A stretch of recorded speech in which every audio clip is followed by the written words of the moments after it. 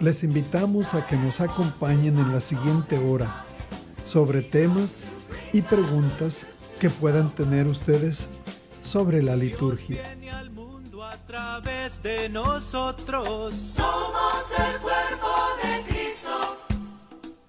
God is revealed when we love one another. We are the body of Christ. Al mundo a cumplir la misión de la iglesia. Somos el cuerpo de Cristo. Bringing the light of God's mercy to... Muy buenas tardes, queridos radioescuchas. Una vez más estamos aquí con ustedes presentando nuestra programación sobre cuestiones de liturgia. Cualquier duda que ustedes puedan tener sobre nuestra participación dentro de la liturgia, dentro de las celebraciones de la iglesia, pues háganoslo saber y estaremos aquí para responder a todas sus inquietudes o preguntas que pudieran tener, o también háganos sus comentarios. Les doy la bienvenida a este momento de reflexión litúrgica y les invito a que se comuniquen con nosotros. Si están por radio, pues nos pueden hacer comentarios o sugerencias al 830-388-3009. O también nos pueden escuchar en vivo por internet o por el teléfono inteligente. La página web para el internet pues es el VG, o más bien vgr1380.com, o también se pueden poner en contacto con nosotros en la página de Facebook del Ministerio Virgen de Guadalupe Radio, que es facebook.com/VG Radio 1380. Pues bien, queridos radioescuchas y aquellos que se comunican con nosotros a través de las redes sociales, el tema que nos trae hoy es sobre la participación de los fieles o la participación de la asamblea en la liturgia. Sabemos nosotros que una de las importantes reformas de la liturgia en el Vaticano II, con la Constitución sobre la Sagrada Liturgia, fue el hecho de que la asamblea, el pueblo de Dios, aquellos que asisten a la liturgia, sobre todo a la celebración de la Sagrada Misa, la liturgia se adaptara de una manera para que la asamblea pudiera participar, cantar, responder, hacer los gestos diferentes de la liturgia. Para esto pues había varias necesidades. Una principalmente era una reforma sobre el canto litúrgico,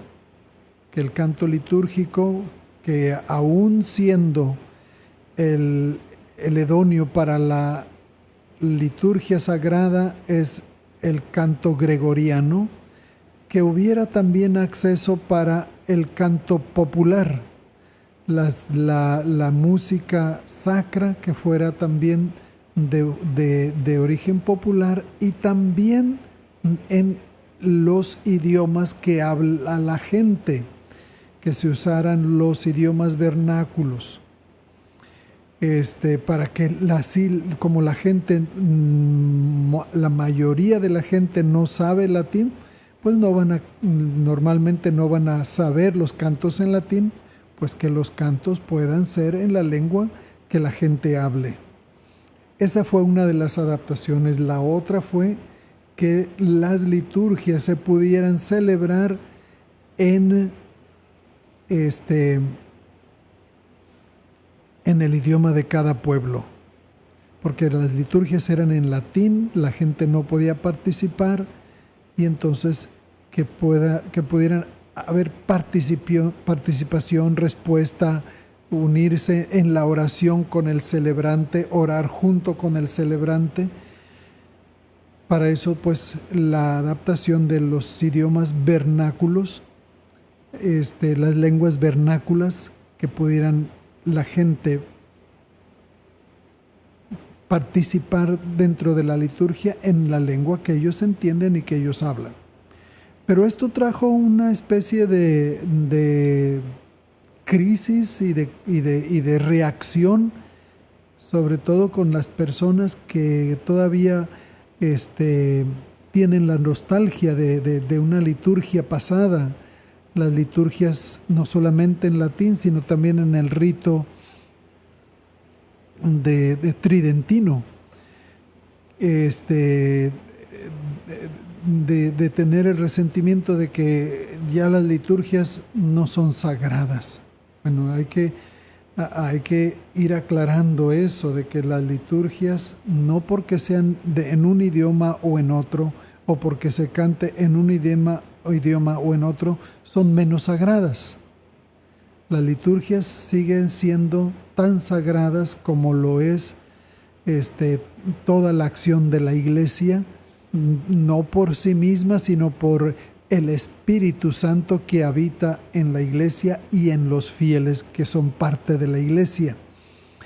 Y lo sagrado no depende de los participantes, lo sagrado depende de Cristo. Recordemos que hemos visto o hemos ya hablado sobre la acción mediadora de Cristo entre nosotros y Dios Padre a través del Espíritu Santo. O sea, de ahí que entre totalmente la Santísima Trinidad de nuestras liturgias. Jesucristo, el mediador, el puente, y entonces es Jesucristo y es por Jesucristo que nuestras liturgias siguen siendo tan sagradas, porque no es una acción humana, es la acción de Cristo como cabeza de la Iglesia y la Iglesia como cuerpo de Cristo, que se realizan esas liturgias, esos momentos sagrados de entrar en el misterio o la presencia misteriosa de Dios que viene a nosotros para santificarnos, y que nosotros como respuesta le damos gracias y lo bendecimos. Y entonces démonos cuenta que no depende del idioma, no depende del canto, no depende de un rito particular, depende de la acción de Cristo en su Iglesia. Lo sagrado o no sagrado, pues va a depender de que Cristo sea el agente principal de nuestras liturgias. Él, el mediador, y que nosotros cualquier cosa que hagamos la hacemos, si es el sacerdote, la hace in persona Christi, en la persona de Cristo. Y luego, si lo mismo es a través de los diferentes ministerios que se hacen dentro de la liturgia. Entonces, para poder hablar un poquito más a fondo sobre la importancia de la participación de la asamblea del pueblo de Dios en la liturgia, quiero que nos remontemos un poquito hacia el pasado y ver desde los orígenes de la Iglesia cómo fue la participación del pueblo o de la asamblea en las liturgias. Si nosotros nos remontamos a los mismos tiempos apostólicos, sabemos, de hecho, que la participación del pueblo o de los primeros cristianos en las liturgias dirigidas por los apóstoles eran liturgias no solamente en el idioma de la gente, el idioma que los primeros cristianos hablaban, y de hecho el primer idioma de la liturgia fue el arameo. El arameo, que era la lengua que Jesús hablaba, y sus discípulos y sus apóstoles. Y entonces la participación con cantos e himnos y salmos inspirados celebraban la liturgia, todos cantaban, todos entraban dentro de la oración, todos respondían a las partes participadas de la liturgia, y era una celebración muy familiar, porque no tenían todavía en ese tiempo, no había lo que ahora conocemos como iglesias, donde la gente se reuniera para la celebración sobre todo la celebración de la Eucaristía, o la celebración de la Cena del Señor, o la fracción del pan, como se le llamaba en diferentes formas. Los primeros cristianos eran judíos y no se veían como una parte separada del judaísmo, simplemente se veían como judíos que habían aceptado a Jesucristo como el Mesías, como el Salvador, como el Hijo de Dios enviado a salvar al mundo. Pero en lo demás ellos seguían siendo judíos, seguían yendo a la sinagoga, seguían yendo al templo, pero en sus casas, eran las casas de los primeros cristianos que se reunían para celebrar la Eucaristía o la Cena del Señor. Entonces, dentro de esa familiaridad, dentro de ese ambiente muy espontáneo, muy carismático, si podemos decirlo, se celebraba la liturgia, principalmente, como les digo, cada domingo, la celebración de la Cena del Señor o de la Eucaristía. Tenemos indicios de otras liturgias, como eran los bautizos, o como eran, sobre todo, podrían ver los primeros matrimonios cristianos, pero sobre todo la celebración desbautismales y las celebraciones de la Eucaristía. Ahora, con el desarrollo del cristianismo en el mundo entonces que era el Imperio Romano, pues empezó a extender más la iglesia, salió fuera de Palestina, salió fuera de Israel. Pero sobre todo cuando los cristianos fueron expulsados del judaísmo. Entonces fue cuando ya plenamente ya no se ven como una rama del judaísmo, sino como algo totalmente nuevo, el cristianismo, que entonces ellos empiezan a expandirse por todo el Imperio Romano, sobre todo lo que era Asia Menor, o lo que es Asia Menor, que viene a ser lo que es en el presente, pues Turquía, Siria, Irak, Jordania, también el Líbano, Palestina, y luego el norte de África, sobre todo Egipto. Y entonces esta expansión del cristianismo vino a traer otra transformación a las liturgias. Una es que se usaran otros idiomas para la liturgia. El principal idioma que se usó en la expansión del cristianismo en el Imperio Romano fue el griego. Griego fue la principal lengua vernácula del pueblo cristiano en esta expansión. Aún incluyendo Roma, el idioma oficial del Imperio Romano era el griego, no el latín.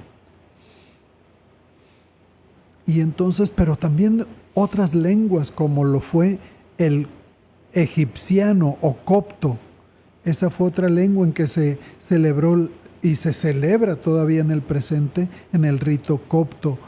O también se expandió también con el arameo en Irak.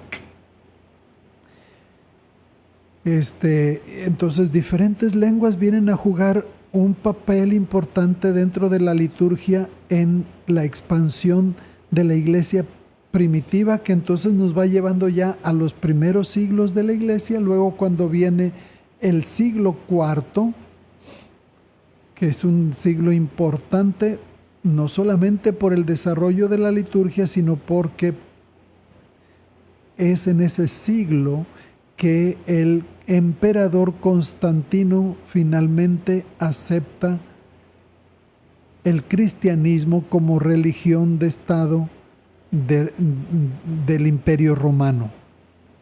Entonces, los cristianos salen del estar escondidos por las persecuciones del Imperio Romano, salen de estar celebrando sus liturgias en las casas particulares, y entonces como se convierte en un culto público, entonces vienen las primeras basílicas que fueron regalos del Imperio Romano a la iglesia. Basílica quiere decir palacio. Se les donó algunos palacios para que se convirtieran en templos o basílicas para el culto cristiano. Entonces el culto cristiano viene a transformarse totalmente de ser algo prácticamente privado en casas o en lugares escondidos por temor a la persecución cristiana, a ser público. Son lugares amplios, son lugares en que la liturgia se fue transformando en más ritual, pero este fue el momento del florecimiento de la liturgia en el cristianismo, donde había una participación total, porque las liturgias, el pueblo podía cantar en su propio idioma, podían escuchar y participar en su propio idioma, y entonces es el florecimiento, sobre todo fue el florecimiento de la participación de los catecúmenos en la liturgia, porque entonces fue el tiempo más importante de las conversiones de los adultos al cristianismo. Entonces fue el desarrollo del catecumenado, lo que ahora llamamos como el RICA, RCIA. Entonces era el catecumenado, y ese florecimiento de las liturgias de iniciación cristiana fue su auge. En fin, entonces una vez que les he hablado yo más o menos de este tiempo de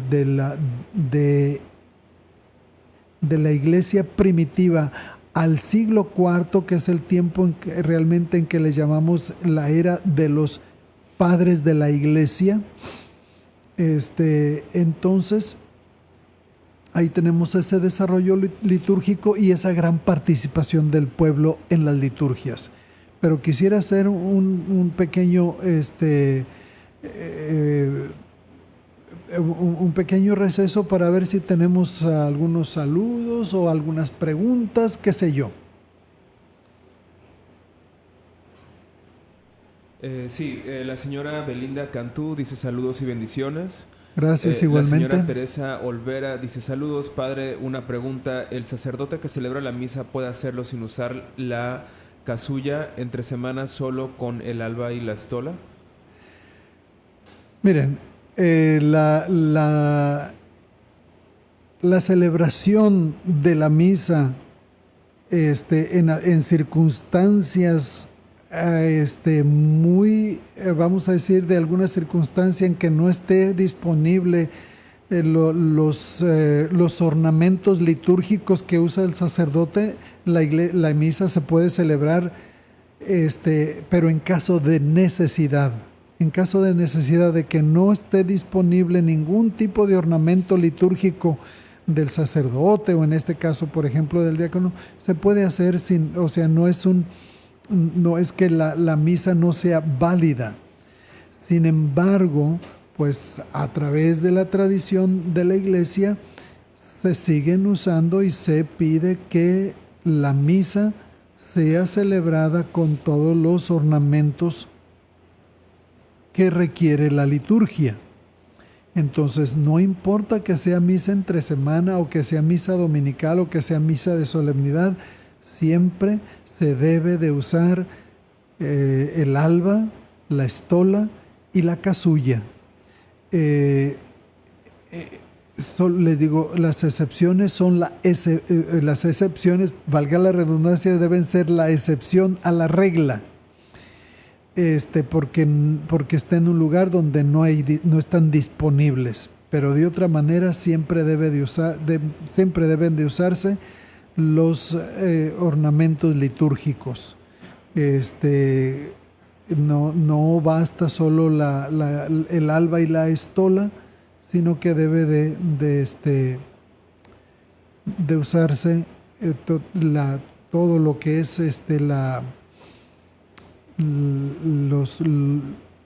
los ornamentos litúrgicos requeridos para la celebración de la misa. Ahora, hay diferentes celebraciones litúrgicas y la liturgia nos va a decir, o las normas de la liturgia nos va a decir, para esto es solamente, por ejemplo, si se celebra un bautismo fuera de misa, alba y estola son suficientes.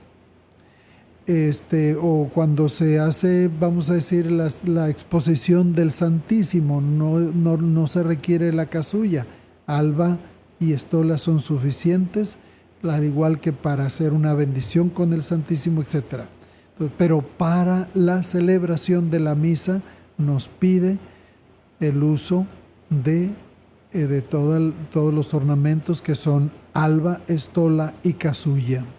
Espero que esto haya respondido a su pregunta. ¿Tenemos algo más? No, nada más la señora Conchis Huerta pone unas manitas rezando y Teresa Olvera dice siempre gracias por la respuesta. De nada, para servirles. Ahora, yo no quiero poner ningún tipo de tensión entre ustedes y sus sacerdotes o sus párrocos que han hecho la opción de celebrar solamente con alba y estola. Eso ya no entren en tensión si ellos no quieren usar la casulla, pero sí es un requisito litúrgico. Muy bien. Pues entonces vamos a continuar con esta reseña histórica de cómo la participación desde el principio de la Iglesia ha sido una parte esencial de nuestras liturgias.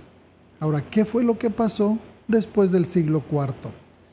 Después del siglo IV, claro, hubo todo un desarrollo de la liturgia a través del siglo IV, V, VI, aún se puede hablar del siglo VIII, cuando entonces hubo un cambio en la liturgia en Roma. Roma tenía en el Imperio Romano como idioma oficial el griego, y las liturgias de Roma al principio eran en griego, no eran en latín. Hubo un cambio que los romanos del tiempo vamos a decir, del siglo VI al siglo VIII, ya no hablaban griego. Entonces, el idioma popular, el idioma vernáculo, la lengua vernácula de Roma del siglo VI y VII, ya no hablaban el griego. Entonces, la Iglesia se adaptó sus liturgias a lo que el pueblo entendiera para que continuara habiendo participación. Y entonces se cambiaron las liturgias del griego al latín. Muy bien, pero entonces continúa el desarrollo a través de los siglos, sobre todo que después de la caída del Imperio Romano de Occidente, vienen todos esos pueblos bárbaros que invadieron el Imperio Romano de Occidente con sus propias lenguas. y esas lenguas se fueron mezclando con el latín.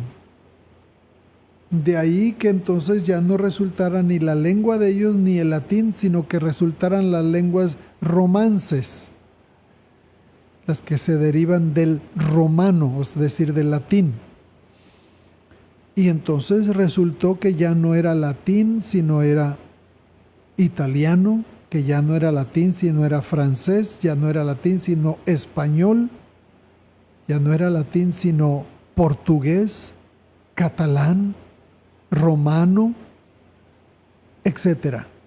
Entonces, la gente ya entrando a la Edad Media con la caída del Imperio Romano y la entrada de los pueblos bárbaros que conquistaron el Imperio Romano, con eso viene a que ya la gente de Occidente no hablaba más el latín. Sin embargo, en este momento histórico, la Iglesia decidió no cambiar a las diferentes lenguas de los pueblos para que siguieran participando. Decidió quedarse con el latín, aunque la gente no lo entendiera ni lo hablara. Entonces viene la Edad Media y la gente ya no entiende la liturgia.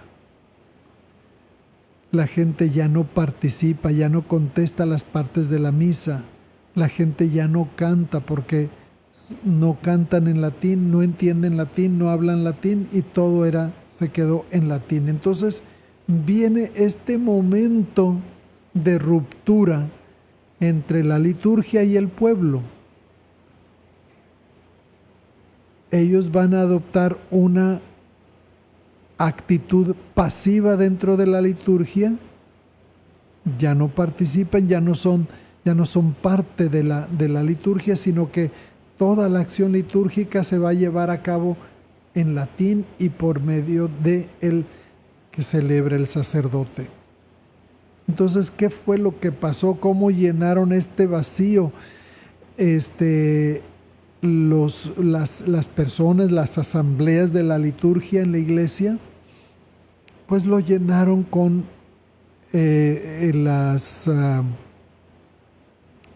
las cuestiones de piedad popular.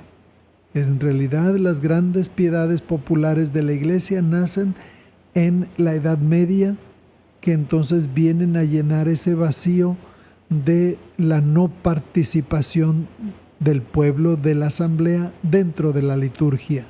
Entonces, ¿qué es lo que hacen para esto? Pues la gente empieza a resultar con novenas, con el rosario, es el nacimiento del rosario en la Edad Media.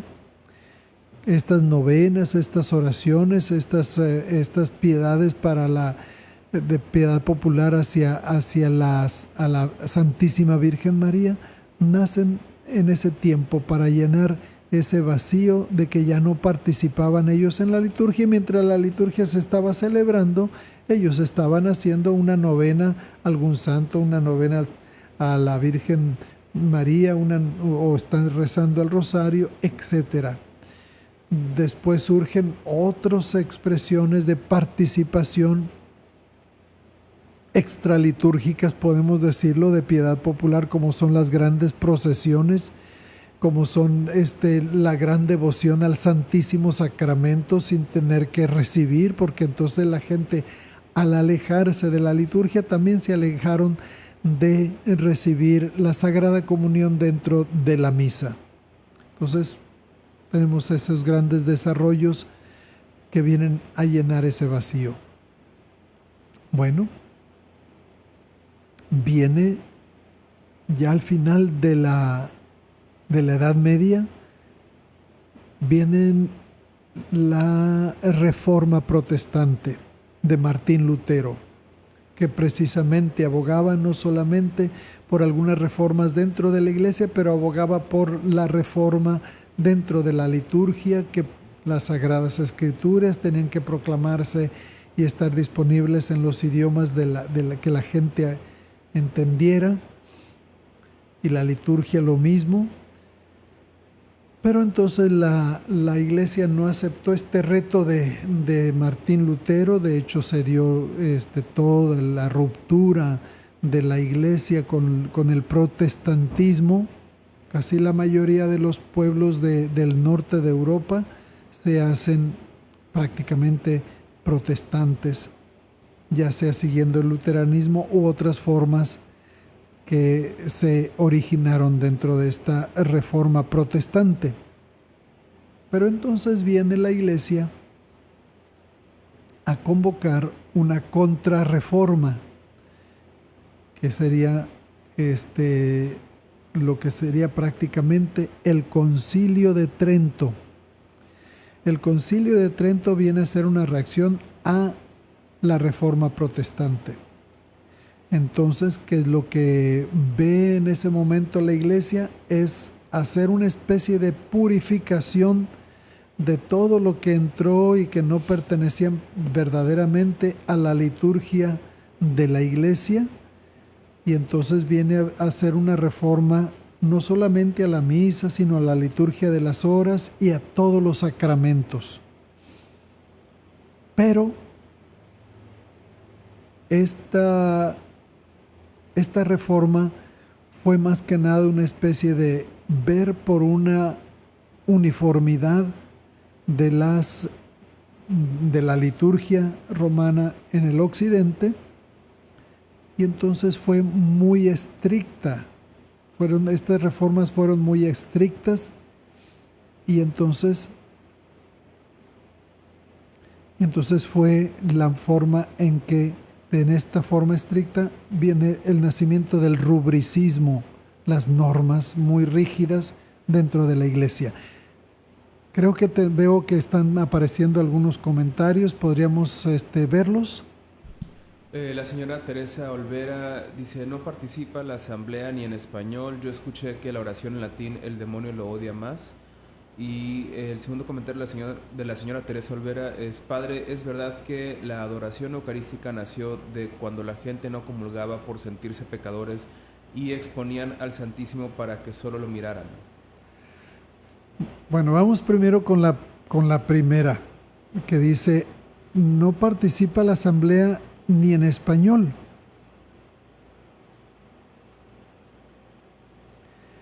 No entiendo la afirmación de que escuchó que la oración en latín el demonio lo odia más.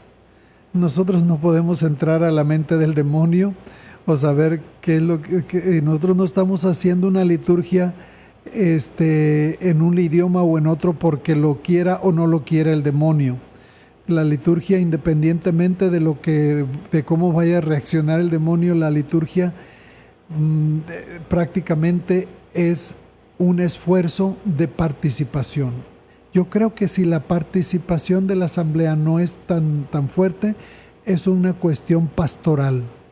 Los párrocos, el mismo obispo de la diócesis, tiene que tener una preocupación prioritaria por dar una formación litúrgica al pueblo y la importancia de su participación, la importancia de que ellos entiendan por qué participamos, cuál es nuestra forma de participar, y sobre todo, pues el hecho de que participando nosotros somos prácticamente todos el cuerpo místico de Cristo en oración a Dios Padre.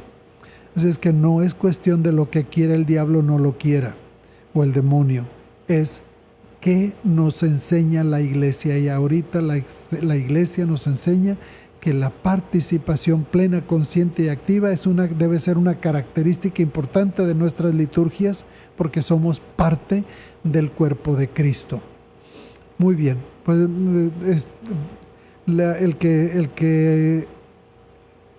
el que participen o no en español o en el idioma con que hablen, yo creo que depende de parroquia en parroquia, de la formación que ha tenido la gente para darle un énfasis a la importancia de la participación.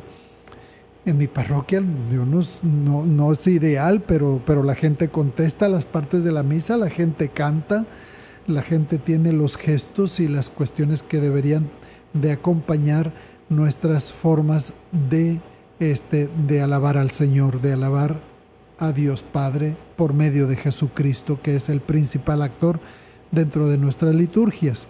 Vamos a ver la otra. Dice: ¿es verdad que la adoración eucarística nació cuando la gente no comulgaba por sentirse pecadores y exponían el Santísimo para que solo lo miraran?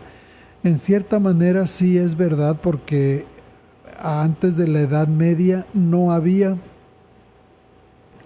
una gran devoción a la reserva del Santísimo fuera de la misa, pero viene esta división, esta manera de participar en la misa solamente de una forma ciertamente pasiva, y entonces no solamente hay el distanciamiento de la participación, sino también de el participar en la Eucaristía recibiendo la comunión. No solamente por el sentirse pecadores, sino por también este distanciamiento. Fueron las dos cosas que llevan a que la gente busque también llenar ese vacío del que yo les venía hablando, por una devoción a la adoración eucarística. Y entonces viene ahí el que no comulgaran sacramentalmente. Entonces se desarrolla la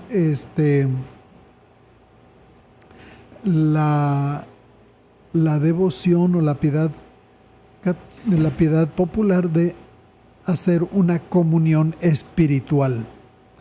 Y entonces en el Santísimo no solamente es la forma de tener un contacto visual con el Santísimo, sino también el tener una comunión espiritual, puesto que no había habido o no hubo una comunión sacramental.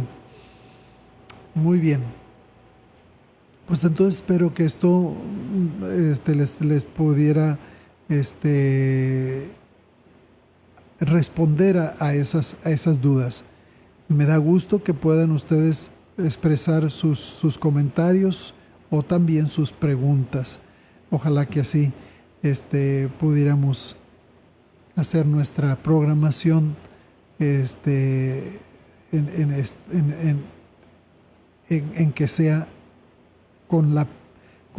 conociendo cuáles son sus inquietudes, cuáles son sus preguntas, cuáles son sus comentarios, y de ahí hacer esta participación o esta programación más un diálogo.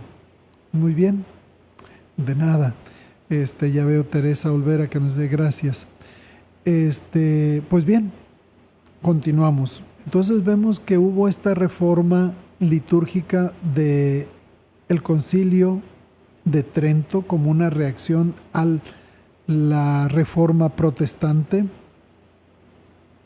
Y entonces, pero como viene a hacer una especie de una reacción de proteccionismo como para que no dejar que se infiltren las ideas protestantes dentro del catolicismo. Aunque se habló en ese momento del concilio de que las liturgias pudieran haber sido en los idiomas populares o los idiomas vernáculos, no se tomó una decisión. Se trajo a la mesa la discusión sobre el tema, pero no hubo una decisión. Entonces las liturgias se quedaron en latín. También se habló de la participación del pueblo o de la asamblea en la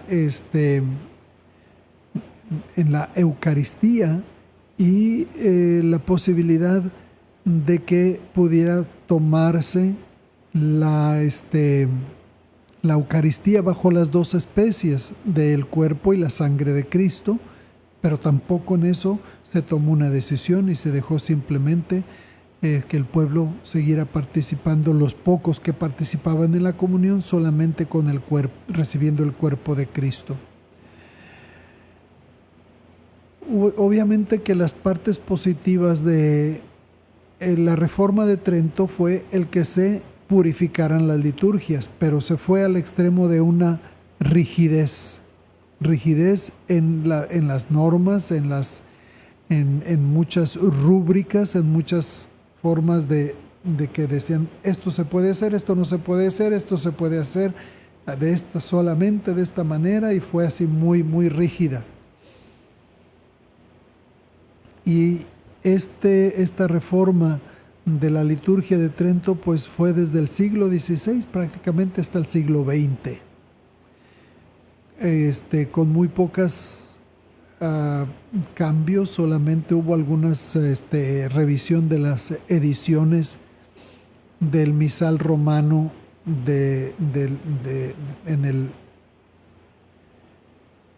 en el rito tridentino. La última revisión en realidad fue hecha por el Papa Juan XXIII y fue a principios, más bien a finales del siglo XIX y a principios del siglo XX que empieza a haber un movimiento litúrgico. Un movimiento litúrgico que nos venía a cuestionar seriamente la manera en que la Iglesia estaba hasta entonces celebrando sus liturgias. Dentro de este movimiento litúrgico tuvieron una parte muy importante algunos de los papas, sobre todo el Papa Pío X y el Papa Pío XII. Papa Pío X hizo algunas reformas a la liturgia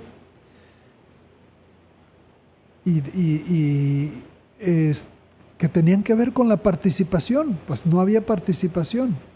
Entonces, una de las reformas del Papa Pío X de la participación de los fieles en la liturgia fue el que el pueblo pudiera cantar, más participación en el canto. Entonces él tiene una reforma al canto gregoriano para facilitar la participación de los fieles. Y de hecho, él, dentro de esta encíclica Tre la Solitudine, habla sobre esa participación, la importancia de que el pueblo cante de nuestras liturgias y no solamente los que están en el coro, que se llamaba la Schola Cantorum. También otra forma de hacer una reforma a la liturgia fue el hecho de que él animara a que los fieles participen más frecuentemente en la comunión sacramental, recibir el cuerpo de Cristo. Y una de las formas de fomentar esta participación fue él, el creador y el iniciador de lo que ahora llamamos la primera comunión, que los niños a la edad de razón, es decir, más o menos de los 7 años en adelante, pudieran prepararse para recibir la primera comunión y de ahí seguir participando como ya en el crecimiento y como adultos, seguir participando, recibiendo la Eucaristía. Entonces él tiene estos dos elementos básicos de participación de los fieles en el canto y en la comunión. Más tarde viene el Papa Pío XII. El Papa Pío XII publicó por primera vez en la Iglesia una encíclica dedicada 100% a la liturgia. Esta encíclica se llama Mediator Dei, el mediador de Dios. Y él se está refiriendo a Mediator Dei, a Cristo. Cristo es el mediador de Dios. Y por primera vez se nos da una definición bien concreta sobre la liturgia. ¿Qué es la liturgia? Es el ejercicio del ministerio sacerdotal de Cristo. A ver, vamos a ver qué es eso, cómo se come. La liturgia es el ejercicio del ministerio sacerdotal de Cristo. ¿Cuál es el ministerio sacerdotal de Cristo? Su ministerio es ser puente. Yo soy el camino, la verdad y la vida. Nadie va al Padre si no es por mí. Entonces, Cristo, su ministerio sacerdotal es ser puente entre nosotros y Dios Padre. Por eso se llama Mediator Dei, el mediador de Dios. Y entonces, si Jesucristo, si la liturgia es el ejercicio del ministerio sacerdotal de Cristo, el ministerio sacerdotal de Cristo es ponernos en contacto con el Padre. Entonces su ejercicio es que nosotros entremos en esa comunión con Dios a través de la liturgia, Él siendo nuestro puente, Él siendo nuestro mediador. Pero otra parte muy importante, sobre todo en la cuestión de la participación, es que en esa encíclica el Papa Pío X nos dice que la asamblea, los que participan en la liturgia, los que están en la liturgia, el pueblo, son el cuerpo místico de Cristo. Y si somos el cuerpo místico de Cristo, entonces como Cristo es el actor principal en la liturgia, entonces su cuerpo tiene que participar en la liturgia. De ahí que entonces la gran importancia que le diera el Vaticano II a esta encíclica, que es como una especie de que todo lo que se fue dando dentro del movimiento litúrgico, desde que empezó con todos aquellos que dieron muchas aportaciones, pero principalmente los papas, como lo fue Pío X, con la participación en el canto y la participación en la comunión, y viene Pío XII con su encíclica y sus definiciones que nos ayudan a ir enfocando más y más en lo que vendría a ser la reforma litúrgica del Vaticano II, principalmente basados con su Constitución sobre la Sagrada Liturgia, que es lo que es el Sacrosanctum Concilium, la Constitución sobre la Sagrada Liturgia. Todo esto no lo inventó el Vaticano II, no lo inventaron los padres del concilio. Vienen a hacer una resonancia de todo el movimiento de casi de un siglo. El movimiento litúrgico es una reflexión de aquello que ya nos había aportado el Papa Pío X con su encíclica Tre la Solitudine, pero sobre todo más los ecos de la encíclica de Pío XII, Mediator Dei. Si ustedes ven la definición del Vaticano II en la Constitución sobre la Sagrada Liturgia, ¿qué es la liturgia? Ustedes podrán ver totalmente la resonancia de la encíclica de Pío XII. Entonces, la idea principal resulta de esta encíclica en que el pueblo, la asamblea, es el cuerpo místico de Cristo. El cuerpo místico de Cristo debe estar unido a su cabeza, que la representa el sacerdote que celebra la misa como cabeza de Cristo. Y el pueblo, el cuerpo de Cristo. No separado, sino el cuerpo de Cristo no está separado, sino su cabeza está íntimamente unida al cuerpo, que es la asamblea. Y si el cuerpo, como parte de Cristo, no participa, entonces el cuerpo de Cristo va a estar totalmente pasivo. Entonces vean de ahí la gran importancia de la participación del pueblo en la liturgia, en el canto, en las respuestas, en las oraciones letánicas, en las oraciones de otro tipo. Ahí está la participación. Entonces, no es algo que el Vaticano II se inventó, es toda esa parte del movimiento litúrgico, pero que se remonta al pasado, que es el siglo IV, que fue el florecimiento más grande de la liturgia en la Iglesia, en el siglo IV en adelante, con una total participación del pueblo en sus idiomas, en los idiomas que ellos podían hablar y entender. Vino a ser el latín un cambio para que la gente pudiera seguir entendiendo y participando, pero después del latín, y a la gente que no hablaba más el latín, ya no hubo participación. Ahí llegó el momento de un alto a la participación del pueblo, pero si nos vamos hacia atrás, la participación del pueblo en la liturgia era plena, consciente y activa. Viene el Vaticano II a restaurar esa manera de ver la liturgia, basada no solamente en sus propios conceptos, sino en aquellos expertos del movimiento litúrgico, y los papas, varios de los papas, pero principalmente yo nombro a estos dos porque ellos tuvieron una influencia muy grande en la participación plena, consciente y activa de la asamblea o del pueblo de Dios en la liturgia. Pío X y Pío XII.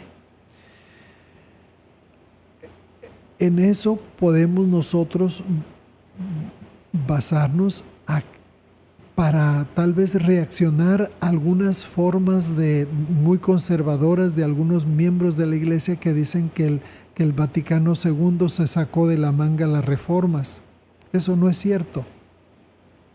Están basadas en una historia muy rica de la Iglesia, remontándonos al siglo IV, y están basadas en todas las ideas del movimiento litúrgico del siglo XIX y el siglo XX, principalmente con la influencia de Pío X y de Pío XII.